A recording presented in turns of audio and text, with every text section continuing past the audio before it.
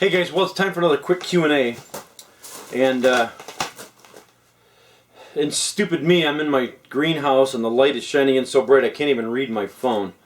But anyways, I'll just jump right into them. Let's see.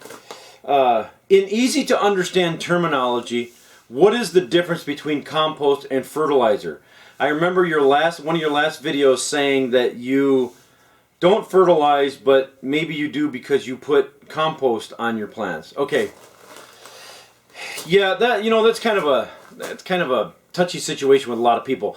Basically, the difference between fertilizer and compost, yes, will help the plants, but as far as feeding goes, fertilizer feeds the plants, compost feeds the soil. So that's how you kind of remember how to differentiate between the two.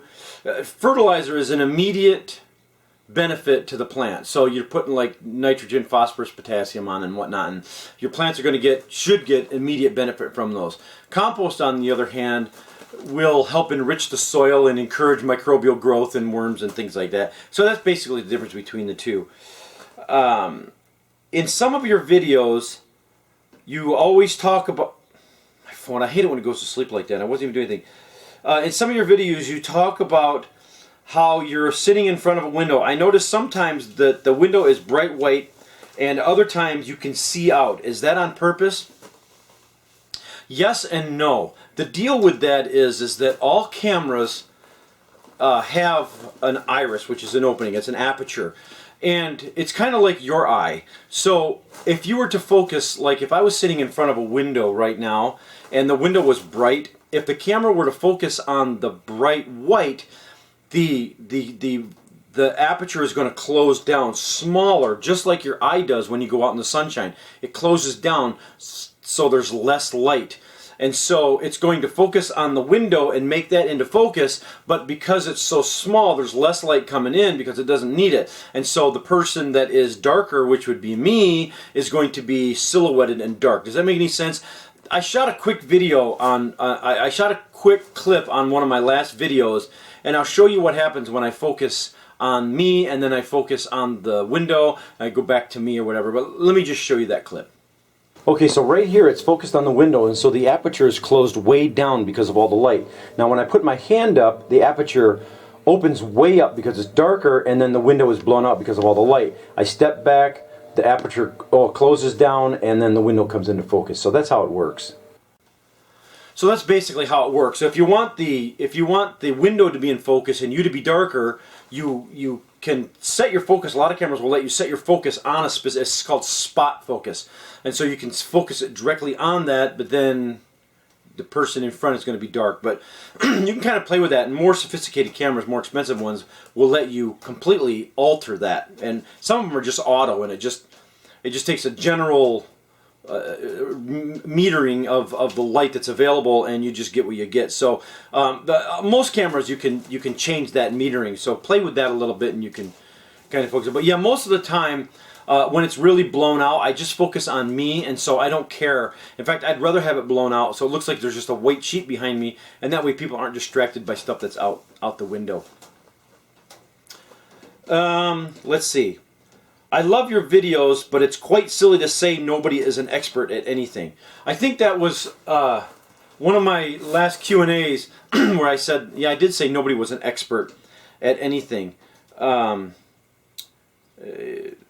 you know, and you're absolutely right, because I think there are experts. I think you have to define different terms, because to me an expert is somebody that can't learn anymore. But then again, I take a look at expert marksmen who can, hit a bullseye. They don't hit a bullseye every time. So they're called expert marksmen if they can get a certain grade or above. So yeah, you're right. It is quite silly to say that nobody is an expert at anything, but I took expert to mean perfect. And so I guess I meant that nobody is perfect, but I guess you're right. There are experts on a lot of things, and I'm not an expert on anything. I'm not like, I can't hit a bullseye at 5 feet. So, And oh, by the way, this person that asked that question or made that comment, I can't reply. And there's some people on Facebook, or I mean not on Facebook, but on YouTube, that there's no reply button. And I think it's just the way that they have their security settings set up in Google Plus or whatever. So I can't. if sometimes if I don't reply to you guys, it's not because I'm being rude or I don't want to. It's just that somehow you've got your thing set up to where I can't reply, or I put it in this Q&A. So I don't want you to think that I'm ignoring you. Let's see. Well, this was referring to the soil testing and reference that I made in the last video.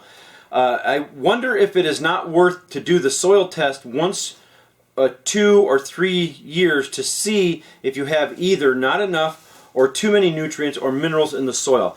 Basically to confirm that you are doing a good job and for the peace of mind that your food is healthy. Okay, so here's the deal. I don't test my soil. I got a lot of heat for that too when I said I don't test my soil. But you know what? I look at it this way. I'm not going to bother testing my soil because I do have a soil test actually. It's called me. If my plants are doing really well and they're healthy, the plants are good, they're not getting attacked by a lot of bugs and diseases and whatnot, I know the plants are healthy because bugs and disease don't usually attack healthy plants. And so that I know that my plants are healthy. Now, do I know that they have enough nutrients? I know they have enough nutrients by the difference in the taste. If I take one of my tomatoes, I can guarantee you, and you put it up against a tomato from the grocery store, there's no comparison. My tomatoes just taste like tomatoes. They don't taste like bricks. You know, I hate the tomatoes from the grocery store. You take one of my cucumbers or one of my peas, the flavor is unbelievable. And the stuff that you get from the grocery store, I mean, I have people come over to our house for like potlucks and get-togethers and stuff, and they're just blown away by the taste of my food. And so that right there is my quality test. I know my food is healthy. I also look at it, in my opinion, I don't think it's possible to oversaturate your soil with nutrients unless I'm putting bagged nutrients on there. If my compost that I'm putting on there, I could put compost 6 feet high and my plants are only going to use what nutrients they need. And so I don't think I can put too much compost on my plants. Most of the time I grow in pure compost and then I mulch with wood chips. And so I'm never afraid that I'm going to have too many nutrients on my plants. And so that's my peace of mind. I don't need a soil test to figure that out. So anyways, did you get the trailer fixed?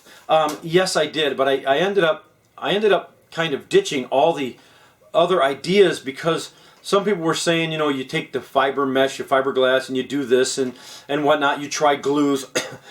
None of that worked. I tried it, it just kept failing. And me, I'm such a tightwad, I didn't take it in to have it professionally done. I ended up actually putting a metal plate on there and then just and bolting the metal plate down and then just caulking around the metal plate, and it worked out pretty good. I'll show you a quick shot of it. Okay, so this is what I did for the crack in the top of that plastic on my trailer. I basically just took a piece of metal, really thin aluminum, and laid it down on here and then put bolts in with nuts on the other side and then just caulked it really good. I know it kind of looks, you know, it doesn't look the greatest, but it works wonderfully. It's been on there for almost a year, I guess now, and it's working great. So anyways, I appreciate everybody's help, all the comments and suggestions. So there it is. I finally got it fixed. Boy, that was a pain. So yeah, it's not the prettiest thing. It looks like a painted turd, but you know what? It works perfectly, and I've hosed it and tried to get that to leak, and it works perfectly fine. So, what is the name of the plant in your last Q&A video behind you? What is the name of the plant in your last video behind you? Though the name of the plant that was sitting right here was called. I named that George. No. No, that was a goji berry plant. That was a goji plant. Okay, and then the very last one. You said that wait a minute. That's all jumbled. It must be somebody. Sometimes people that don't speak English proficiently. Sometimes their words are all jumbled up. I'll try to translate it. You say to grow stuff in your area that works well for your area. But you can't grow in your area if you've never grown before. So how can I know? What a hose bag. Okay, basically, I think I know what he's trying to say. He's saying, how do I know what grows in my area when I've never grown in my area? So I can't grow it. So how would I know? And oh, that's a complex. My brain is starting to hurt. I know what you're saying. How do you know what grows in your area if you've never grown it before, right? So okay, hose bag. You know what? I looked up hose bag in the dictionary. I looked up hose bag online. Where is it? It's right. Oh, it's right here. Okay, I looked up hose bag. Generally, actually, I had to scroll down a little bit. This is like a definition of hose bag, but there were a few of them that I don't want to say. Generally refers to a person of loose morals, but it can also imply that a person is not all that intelligent and somewhat of a loser. Which, you know what also a hose bag is? I saw a hose bag for you attach it on the side of your shop vac and you can put hoses in it. So that's a hose bag too. But I love people that can't write too well, but they're good at this, at slamming people. Oh, that's too funny, hose bag. Oh, all right. Well, okay, I understand what this person is trying to say. If you don't know what grows good in your area, to grow what, it's kind of, I know, was that an oxymoron? Or is that a dichotomy? I don't know. I don't know the big words, but you're right. If you don't know what grows in your area and you've never grown it before, how do you know what grows in your area? Okay, what I was trying to refer to is talk to other gardeners, talk to other people in your area, and ask them. The best thing to do is if you don't know what grows in your area, like suppose that you want a good blueberry plant or a good apple tree that grows in your area. You've never grown it before, how do you know? Go into a local nursery. And most people have nurseries. If not, you've got people around you that are growing. But don't be afraid to go into a nursery and say, you know what? Just walk in and say, I want a couple apple trees, different varieties, that do great in our area. What do you recommend? It's that simple. It's easy. You go in and you want to get some garlic bulbs. If you go online to get like anything, even like garlic bulbs, people are just buying these left and right, and they're saying, oh, that one's got a good flavor, I'm going to buy that one. And then they get in, it tanks in their garden.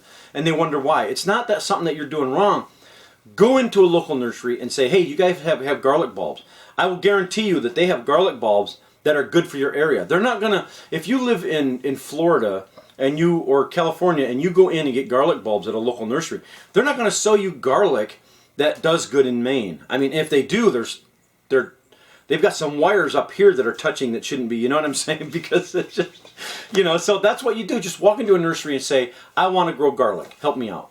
It's that simple. And you know what? Most of them are more than happy to say, oh, here's what you want. I've grown this before, and if they haven't, just say, have you grown it? And so that's how you do it. And then pretty soon you got a whole garden full of great fruits and vegetables that do wonderfully in your area.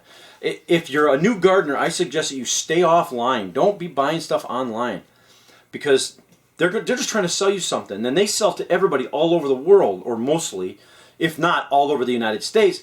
And they're trying to sell, and they got stuff in growing conditions, different growing conditions. They grow outside, they grow inside, they grow in greenhouses, they grow under bright lights. And so they got all these different microclimates to keep this stuff going to sell to people all over the United States. Just don't do that. Go to your local nursery and say, I want to grow this, and they'll help you out. So anyways, that's what I'm a hose bag. Oh, well, what are you going to do? So there's the quick Q&A for this week, and I hope it wasn't too boring. From a hose bag, right? Oh, all right. Well, thanks a lot for watching, guys, and don't forget to hit the subscribe button. Is there a subscribe button? Yeah, there will be at the end of the video. Hit subscribe here, all right? So thanks a lot for watching, and we'll catch y'all later.